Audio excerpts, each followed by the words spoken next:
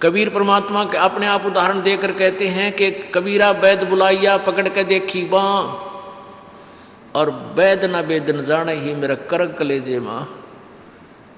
कहते हैं डॉक्टर बुलाया, डॉक्टर ने नाड़ी देखी, बाँ पकड़ के, पहले ये थे थर्मामीटर हाथ से देखा करते हैं, और वैद कहता है इसका कोई बीमारी नहीं और रोज सूखते आवे। कहते हैं कबीरा वैद बुलाइया पकड़ के देखी बाँ, और वैद न वेद न जाने ही मेरा करक कलेजे माँ। उस परमात्मा की और यहाँ के दुखों का जो दुख है, यहाँ के दुखों को देख देख कर कुत्ते ने देखे खाज किधर कीड़े पड़ रहे उसके हैं, किसी खाज लग रही है। ये भी पहले आप जैसे अड़े चौड़े हो कांडे थे और बढ़िया बढ़िया सूट गाड़ के चाले थे, भक्ति करी को नाच बिरान माटी करवा ली। तो ये बातें उनको तुरंत याद आने लग जाएंगी जिनकी आंखों का मोतिया बिंदु का ऑपरेशन हो गया, अर्थात जिनको तत्व ज्ञान हो गया। अब तो हम देखते हैं कुत्ते हैं, गधे हैं, सुअर हैं, बैल है, जोड़ रखा गाड़ी में भर रखा सामान, चलता नहीं था, दे लट्ठा गद्दा है गधोरी उस पर। तो हमने सोचा ये तो ऐसे बनते रहेंगे और हम ऐसे ही मनुष्य बने रहेंगे। काल ने ऐसी बुद्धि भ्रष्ट कर रखी हमारी, क्योंकि ज्ञान है नहीं। ज्ञान हो तो हम ये नहीं सोच सकते, क्योंकि यहाँ तो प्रत्येक प्राणी का अपना किया कर्म इसको मिलेगा। आज मनुष्य है, भक्ति ठीक की नहीं तो अगली योनियों अन्य प्राणियों की योनियों में जाएगा ही जाएगा। तो फिर ये बातें, यहाँ का यो कष्ट, किसी की किसी का हाथ कट रहा, किसी की टांग कट गई, कोई अंधा हो रहा, किसी का बेटा मर गया, किसी की बेटी मर गई, एक परिवार में 2-2 3 इकट्ठे मृत्यु हो रही है। अब उस परिवार के स्थान पर आप अपने को सोचकर देखो जो जश्न मनाने की तैयारी में है, तो फिर ये बकवादें अब पलट जाएंगी। 90% जो हम वेस्ट करते हैं अपना समय इस पेट के लिए और इस संसारिक इन बकवादों को जोड़ने के लिए, ये 90% अपने आप शांत हो जाएगी। ना दहेज लेंगे ना देंगे। किसी के 2 कन्या हो जाती है, उसको नींद आनी बंद हो जाती है। ऐसा हमने अपने आप एक मकड़ी वाला जाल फैला के आप पे फंस बैठे उसमें दहेज के चक्कर में, क्योंकि हमें ज्ञान नहीं। हम किसी से आज पैसा लेते हैं, अगले जन्म में वो पैसा वापस देना पड़ेगा। किसी ने मान ले किसी को दबाव देकर दहेज का पैसा ले लिया, या वैसे 2 नंबर के काम करते ले लिया, लेकर दिया नहीं, अगले जन्म में वो पूरा करना पड़ेगा। किसी का गधा बन कर देना पड़ेगा, किसी का भैंस बन कर देना पड़ेगा, और या फिर अगले जन्म में वो दामाद बन कर ले जाएगा जिसको आज तुम दामाद बन कर ले रहे हो। तो इस पंगे में अनजान व्यक्ति दिया करे। परमात्मा ने जो आपको देना है वही देना है, आपके प्रारब्ध में लिख रखा है। उसमें आप अगर फेरबदल करने की चेष्टा करोगे दूना दुख उठाओगे। फेरबदल भी परमात्मा ही कर सकता है। शास्त्र अनुसार साधना करने से आपके भाग्य में ना होगा वो पुण्य, और परमात्मा करवा कर या अपने कोटे से देकर आपको यहाँ होटल वाली सुविधाएं अवश्य देगा, पर अधिक नहीं मांगनी चाहिए। तो ऐसे नानक साहब जी से किसी ने प्रश्न किया, क्योंकि नए नए भक्त बहुत जाते रहते हैं। कहते हैं हे गुरुदेव, हे परमात्मा, आप हमें कभी खुश नज़र नहीं आते, आप खोए खोए से रहते हो। तो नानक साहब जी कहते हैं भाई क्या बताऊं। कहते हैं ना जाने काल की कर डारे, और किस विध ढल जा पासावे, और जिनाते सरते मौत खुड़क दी उनानू केड़ा हासावे। कि 1 सेकंड का पता नहीं यहाँ के बिजली गिर जा और कहाँ गिर जा। जैसे सन 2000 की बात है, पूरा भारतवर्ष गणतंत्र दिवस 26 जनवरी मना रहा था। उधर से गुजरात के अंदर एक जबरदस्त भूकंप आ गया। लाखों व्यक्ति अपने ही मकानों के नीचे, जो 3-3 4-4 मंजिल के सारा जीवन पीढ़ी 2 पीढ़ी लाख का बनाकर उसमें जश्न मना रहे थे, उन्हीं के नीचे दब के और लाखों व्यक्ति मर गए। सुबह सुबह का समय, छुट्टी का दिन, और सारे घर में सेट थे। काल ने किसा दाव लगाया। तो यहाँ परमात्मा कहते तुम तो बालक हो, बालक कति डरते नहीं जरा से भी। डर जब हो जब आपको ज्ञान हो, और ज्ञान हो सत्संग से। सत्संग मान का समय नहीं कि तो और बकवाद हो रही हो, देख लो दुनिया इकट्ठी हो जा। और यहाँ कितने भक्त आ पाते हैं, जो आ पाते हैं वो बहुत महान और पुण्य आत्मा है, उनके पिछले संस्कार इतने ज़बरदस्त हैं कि उनको प्रेरित करके लाते हैं, वो परमात्मा की रजा होती है उनके ऊपर।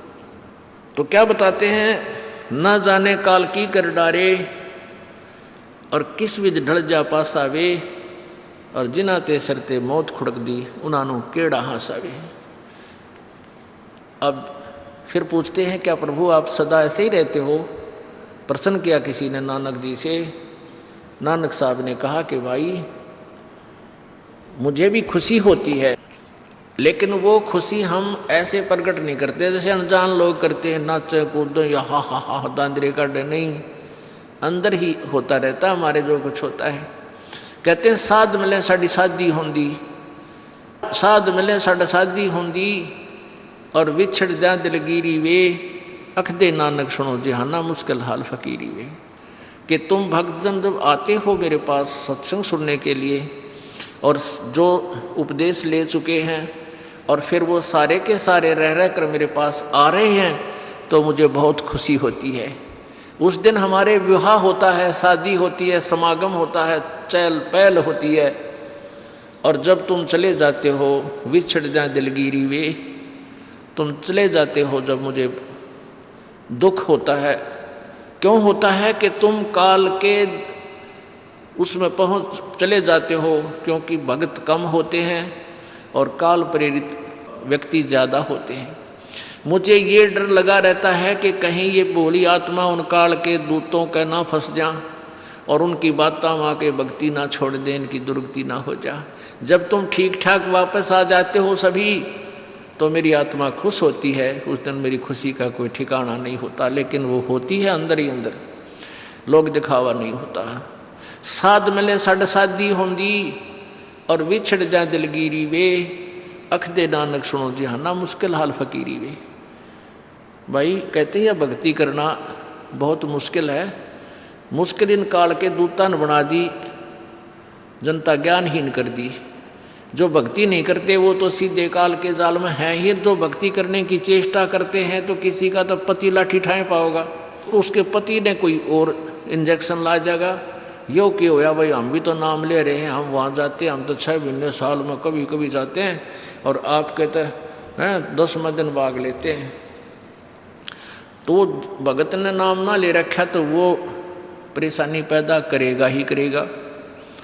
किसी की पत्नी ने नाम नहीं ले रखा, भगत ने ले रखा है, तो वह सींग पिनाए पावेगी। किसी के कहने सुनते जानते क्या सुनी घर में होगी। काल न तक करवाना है कि किसी प्रकार ये वहाँ जाना छोड़ दें, तेरे जाल में फंसे रहें। इसका तो पूरा प्रयत्न रहेगा। लेकिन पुण्यात्माओं, यु ज्ञान रूपी ढाल आपको इसलिए दी जाती है कि अपना बचाव करो, और भक्ति मत छोड़ना चाहे कुछ भी हो। आप पुण्यात्माओं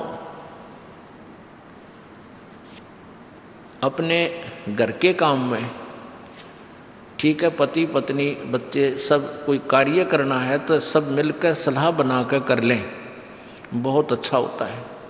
उसमें कोई हानि लाभ भी हो जाती है तो विशेष दुख नहीं होता। उसमें अवश्य राय एक दूसरे की लेकर काम कर लेना चाहिए। और जब आता आत्म कल्याण का समय, उसमें किसी की राय की आवश्यकता नहीं। मान लीजिए आपने नाम लेना है और आपका पति नाट्य है, तो नाट्य जाएगा। ये अपने जीवन का सौदा तुमने खुद सोचना होगा, इसमें किसी की राय की आवश्यकता नहीं। आपने नाम लेना, आपकी पत्नी मना करती है तो करन दे, इसमें किसी की सलाह लेने की जरूरत नहीं, चाहे कोई राजी रहे चाहे नाराज रहे। यदि मीराबाई उस समय ये सोचती कि तेरी माँ क्या कहेगी, तेरे पिता क्या कहेगा, ये समाज क्या कहेगा, तू मंदिरों में जाती है, क्योंकि उस समय ठाकुर समाज अपनी बहन बेटियों को घर से नहीं निकलने देते थे, पर्दों में रखते थे। लेकिन मीराबाई बालक नहीं रही थी, समझदार थी। वह उसको पता था कि आज तो मैं लोक लाज कर मैं आकर भक्ति नहीं करूँगी और फिर कुतिया बनकर बाजार में आंडूंगी, कोई मेरी इज्जत का रक्षक नहीं मिलेगा। तो ये ज्ञान से ही ऐसी दृढ़ता आती है। संघर्ष किया और सफल हुई, क्योंकि मालिक के नाम पर जो संघर्ष करते हैं सच्चे दिल से हृदय से, उनकी परमात्मा मदद किया करता है। ये पिछले इतिहास देख लो। क्या बताते हैं? मात पिता सुत स्त्री आलस बंधु कान, संत दर्श को जब चले ये अटकावे आण। मात पिता सुत पुत्र को कहते हैं। स्त्री, जैसे कोई बालक हैं 15, 16, 10 वर्ष के, वो माता पिता के अधीन होते हैं। और बच्चे का समझ में आ गई और माता पिता मना करते हैं तो उनके अधीन है वो। और बच्चे जवान हो गए, बूढ़ा बूढ़ी अगर समझ में आ गई, फिर वो बालक बाधा करेंगे, वो रोकते टोकते हैं। तीसरा दिन चल पड़ते हो, किराया कितने डावा फलाना है, यानी कुछ ना कुछ बाधा कर सकते हैं। किसी का पति बाधा कर सकता है, किसी की पत्नी बाधा कर सकती है। जब भक्ति की तरफ अग्रसर होता है या सत्संग में आने की तैयारी करता है। या फिर आलस बंधु कान, आलस माने आप ढीले गोडे छोड़ दे, फिर देखांगे इबका नहीं जाता, सर्दी घनी है, गर्मी घनी है। और या बंधु कान, लोक लाज, इनके कारण ये है भक्ति में बाधक। अब क्या बताते हैं परमात्मा? मात पिता सुत स्त्री आलस बंधु कान, संत दर्श को जब चले ये अटकावे आण। इनका अटकाया अटके नहीं, और संत दर्श को जाए कह कबीर सो संत है आवागमन नसावे।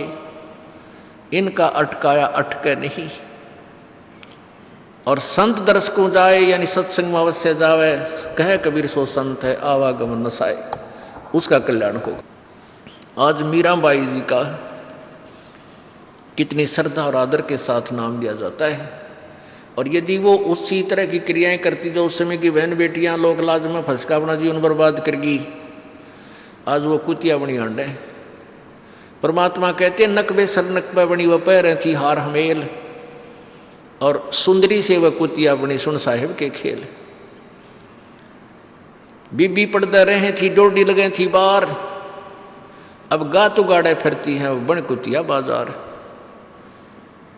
वो पर्दे की सुंदरी सुनो संदेशा मोर, इब गा तो गाड़े फिरती हैं वो करें सराय शोर। अब जो डोडी पर्दे जिनका लग गया करते, पर्दे में रहा करती थी, जो अपने आप को ऊंच घरों की बेटियां बहू कहा करती थी, उनका सत्संग की छीट लगी नहीं, करते बाहर निकली नहीं। पूर्व जन्म की पुण्यात्मा थी, उनको कोई रानी बन गई, कोई महारानी बन गई, कोई अच्छे घर में जन्म, इस मायाधारी मस्करिया का जन्म हो गया। और वो भगवान से दूर रहने के कारण फिर अगले जन्म में कुतिया की योनि पाती है। तब तो पर्दों में रहती थी, उंगली भी ना दिखने देती, किसी बाहर कहीं हमारी बेइज्जती ना हो जा, मेरी पत्नी जो है सत्संग में चलेगी तो इज्जत का नाश हो जाएगा। और वह इज्जत फिर उगाड़ी अंड है कुतिया बनकर। कहते नकबे सर नकबा बनी पैर थी हार हमेल, 1-1 लाख के गहने पहरा करती, आज वो सुंदरी से कुतिया बनी देख साहिब के खेल। तो पुण्यात्मा ये इन बातों से डर लगना चाहिए। इन बातों से डर लगने लगेगा, मालिक में रुचि बनेगी और भजन करने को दिल करेगा। और ये लोग दिखावा जो ड्रामा है, नाचा कूदी, ये बकवाद मन में आवे को नहीं, ये कहने की आवश्यकता नहीं पड़े। दास ने कैसा मत करियो, हाँ कहना तो पड़ता है एक बार बालक को, कुछ दिनों के बाद फिर आपकी रुचि ना बढ़े। इतना तो इस दास को विश्वास हो गया है कि परमात्मा के बच्चे भगवान को पहचानने लग गए, क्योंकि अब शिक्षित समाज है। आपको नाम दिया जाता है, नाम देने से पहले सब नियमों से परिचित कराया जाता है। और हमने ये पुस्तक बनाई है भक्ति सौदागर को संदेश, इसके प्रथम अध्याय में ही हमने नियमों का पूरा विस्तार से विवरण दिया है कि कोई भी पुण्यात्मा इस आश्रम की तरफ आएगा तो पहले तैयार होकर आवे। पहले क्या होता था कि भक्तजन समझाते थे नाम ले लो तुम्हारा कल्याण हो जाएगा, बड़े सुख होते हैं, यहाँ आ जाते थे उपदेश लेने। और यहाँ आकर के हम फिर उनको लिस्ट दिखाते थे, ये नियम निभाने हैं, तो बात जाते थे कि नहीं हमारा भी ये नियम नहीं नंबर। क्योंकि वो उल्टे रंग में रंगे हुए वो सारे। तो अब उनको पहले ये लिख कर दे दिया कि तुम तैयार होकर आ जाना, तुम्हारा मन मानने तो आना, क्योंकि कल्याण होगा इस मर्यादा में रहने से। तो अब ये दास देख रहा है कि अब कितना डर लगता है बहन बेटी भाइयों को, बच्चों को। अब वो कहीं, क्योंकि समाज हमारा जो है सारा का सारा समाज काल प्रेरित है, उन्हीं क्रियाओं को कर रहा है जो ना करने वाली होती हैं। और हमारा भक्त एक घर में एक व्यक्ति ने नाम ले लिया और 5-6 व्यक्ति वो सारे शास्त्र विरुद्ध साधक हैं, तो उनके साथ संघर्ष बनता है बेचारे का जा करके। फिर भी वो इतना दृढ़ है, डरता है, आकर पूछता है जी मेरे पे ऐसी गलती होगी, मेरा नाम तो खंड नहीं हो गया, आगे से नहीं करूँगा। तो कहने का भाव ये है कि पहचानने लग गए तुम परमात्मा को और संघर्ष करना सीख गए, आप सफल होगे, देख लेना एक दिन। ये नाखून पालिश लगाते हैं, ओठों पर इसी बूंदी शक्ल बना लेते हैं, लाल वो लगा कर लिपस्टिक, इतना बेहुदी शक्ल बन जाती है। कहते हैं अब ऐसी मर्यादा बन गई, बहन बेटियां कहते कि हम ऑफिस में जाते हैं तो ये लिपस्टिक वगैरह नहीं लगाते, नेल पेंट नहीं लगाते, तो क्या कहते हैं उस दूसरे कि तुम्हारे घर में कोई मर गया क्या? अरे थारा गजब भैया, ये बकवाद करने तो सारे जी जाओगे तुम, अकल खत्म होगी। यानी एक मर्यादा बन गई, जो ऐसे उल्टे काम ना करे उसने हे समझन लागे। निरंजन धन तेरा दरबार जहाँ तनिक नहीं न्याय विचार, सारे उल्टे काम में राजी रहे। लेकिन हमारी बेटियां अब संघर्ष करती हैं कि हाँ उनको ज्ञान हो गया, वो तो बालक हैं, कुछ भी कह सकती हैं। तो अब हम सबको बताते हैं ये ऐसा नहीं करना, क्योंकि पहले हमारा ज्ञान गाँव में ज़्यादा चला था। इस दास ने गाँव में जाकर प्रचार किया, तो वहाँ तो ये था को ना लिपस्टिक का फंड था, ना कोई नाखून पालिश लाया करती, मेहंदी मुंदी ला लेती, तो यार वो भी मना कर दिया हमने, समझा दिया कि इसका कोई फ़ायदा नहीं है, अपना भक्ति करो। तो वो तो सब एक साधारण सी बात ही छोड़ छाड़ दी। अब शहरों में फैल गया परमात्मा का जो ज्ञान है। अब शहरों से जो बेटियां आती हैं वो सारे तो नाखुना निशी बुरे हाल तो सनाए पाओगी। और इधर बिहार में तो और बेगन हो रहा कति बुढ़ी बालक सारे लाल ये नाखुना न कति न कुसुती तरह पेंट करके लाओगे, न चमकान दे। अब इनको समझाना पड़ता है कि ये नहीं करोगे तो मान जाते हैं कि नहीं आगे नहीं करेंगे हम, क्यों इनकी आवश्यकता भी क्या है? भगवान ने जो कितने सुंदर नाखून पहले बना के दे रखे, इन पर क्या फायदा और बकवाद करने की? तो मालिक ने जो अंग दे रखे हैं वो बहुत अच्छे बना के दे रखे हैं, इसमें हमको फेरबदल करें, ये हमारी वो लोग दिखावा मेकअप है, इसकी हमें आवश्यकता नहीं। अब तो हम आपको बता रहे हैं, समझा रहे हैं पहली बार, फिर आप पे सियाने हो जाओगे, आपकी अब पर रुचि ना करे। जैसे नानक साहब कहते हैं, ना जाने काल की कर डारे, किस विध डल जा पासा वे, जिना के सरते मौत खड़क दी नानू के डांसा वे। अब प्रसंग था कि साध मिले साड़ी शादी होंगी और भी छड़ जा दिलगिरी वे, अख दे नानक सुनो जहाना ये मुश्किल हाल फकीरी वे। तो नानक साहब क्या बताते थे कि तुम जाते हो यहाँ से सत्संग सुनकर, और वहाँ आप ऐसे समाज में जाते हो जो सब काल प्रेरित होकर के वो साधनाएं, वो क्रियाएं, वो ड्रामाबाजी करता है, जिससे मुझे डर लगा रहता है कि कहीं आपकी क्रियाएं भंग ना हो जाएं और आप काल के मुंह में चले जाओ।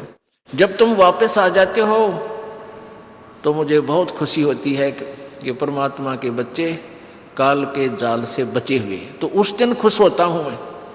और तुम चले जाते हो तो मेरी एक तो वो ज्ञान कि यहाँ काल का लोक है, ना जाने कब जाना पड़ जावे, इस कारण से डर से अपनी भक्ति करता रहता हूँ।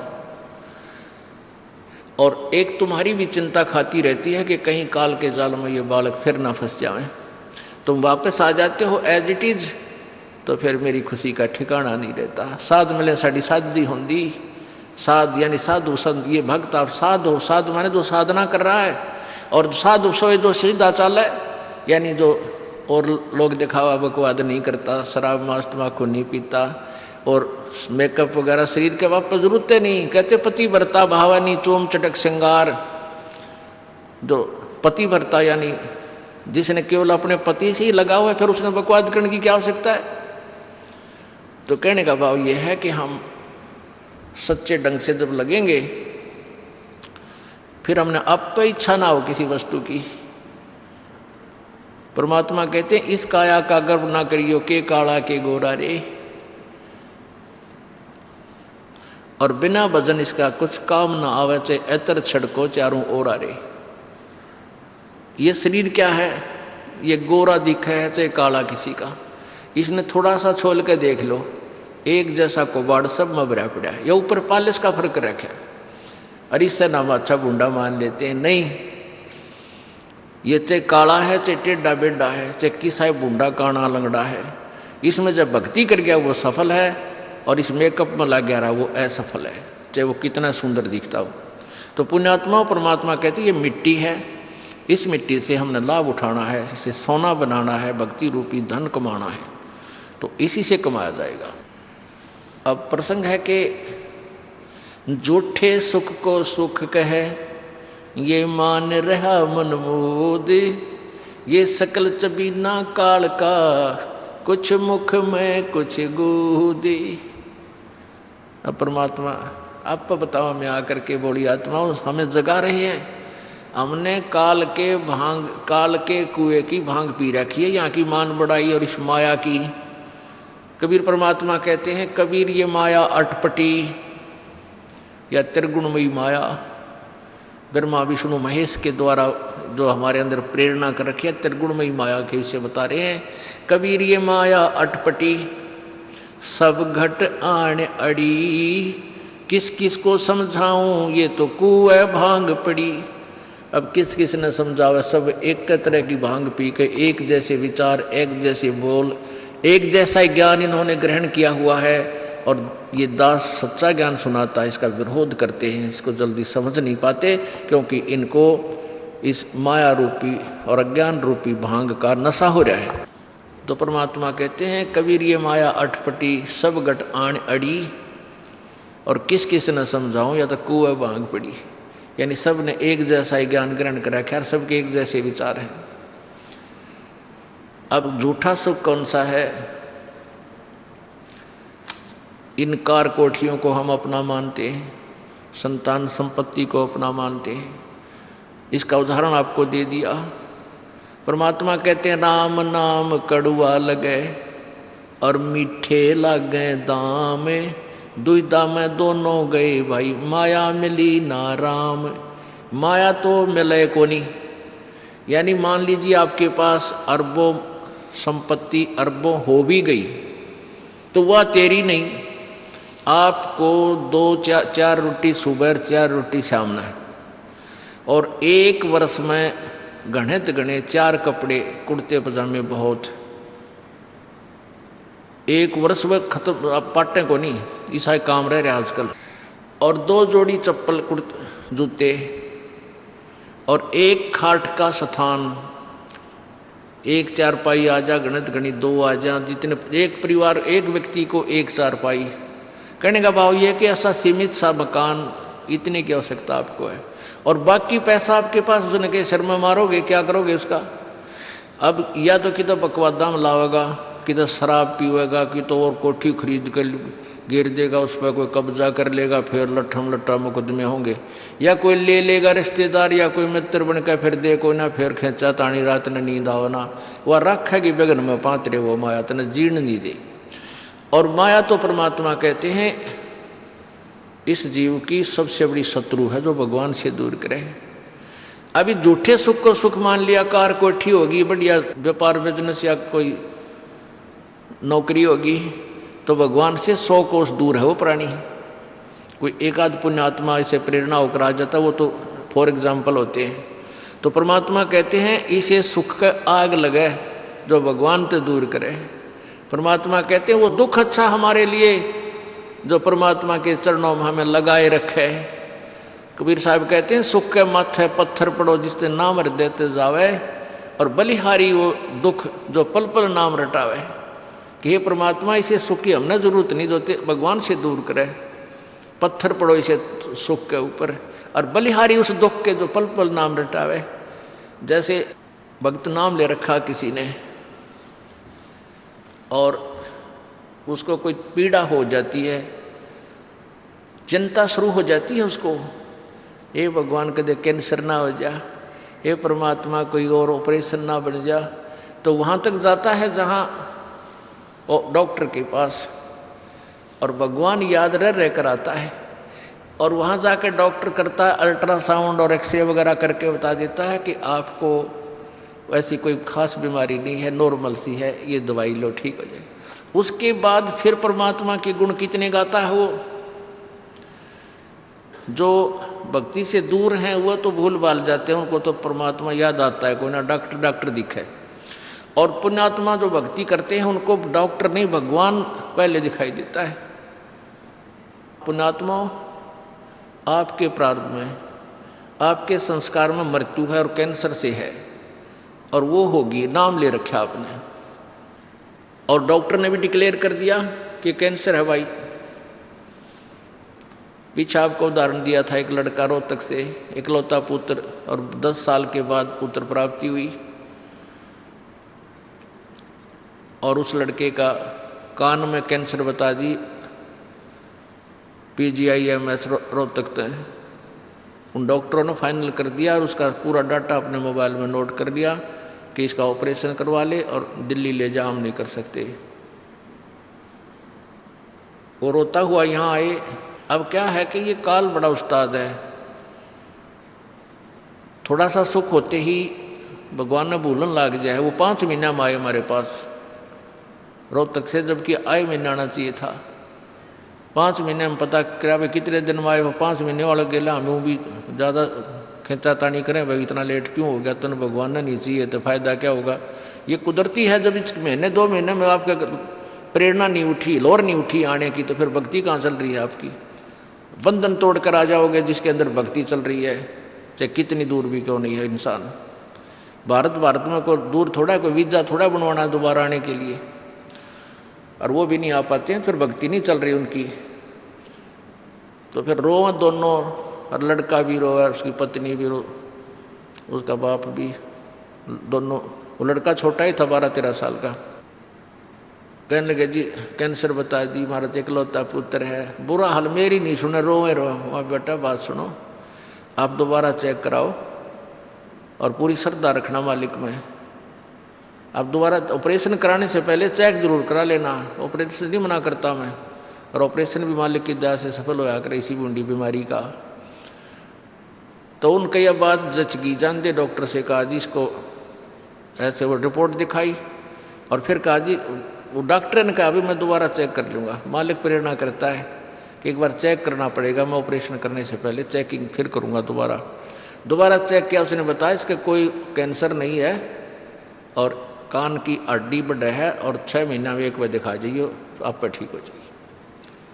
अब पुण्यात्माओं, अब उस परिवार को भगवान कितना प्यारा लगेगा, कितनी श्रद्धा बढ़ेगी। और आए महीने 2-2 चक्कर काटेंगे, तो इंसान तो होंगे, शैतान होंगे, तो फिर आपत्ति आओगी उन पर। भगवान से दूर होते ही फिर ये विरानमाटी होगी। तो कहने का भाव ये है कि सुख के माथे पत्थर पड़ो जो ना मर देते जा, और बलिहारी उस दुख के जो पल पल नाम रटावे। संत शरण में आने से फिर आई टले बला, और जय मस्तक में सूड़ी होवा काटे में टल जा। ये मालिक की वाणी है, गलत नहीं हो सकती। इसका हम कितना लाभ उठा सकते हैं वो हमारी अपने अंतःकरण की जो है व्यवस्था के ऊपर डिपेंड करता है। हमारी कितनी भावना है, कितनी हमारी लगन है मालिक में। अब कुछ भक्त ऐसे भी आते हैं जी, हमें लाभ ना होया, पाठ भी करा लिया, जोत भी चढ़ा दी, और 3 बार आ लिया मैं, ईसा डिठोरा दिखाऊंगे, मेरा ऊपर जानो बहुत बड़ा, मुझे ही ज़्यादा आवश्यकता है, इसने कती नहीं। वो बेचारे बालक हैं 1ली-2री कक्षा के, वो कुछ भी बोल सकते हैं, उनको ज्ञान ही नहीं। और ऐसे लाखों लोग हैं जिनको निरे सुख हो लिए। तो परमात्मा तो वही है, एक ही ट्रांसफार्मर में तो सबको कनेक्शन दे रखा है, और जिसके पंखे कूलर चल रहे हैं वो भी उसी लाइन से जुड़े हैं, और जिनके नहीं चल रहे हैं वो भी उसी लाइन से जुड़े हैं। तो उनका कोई कनेक्शन डिफेक्टिव है, उसको फिर चेक कराएं, लाइट पावर वही है।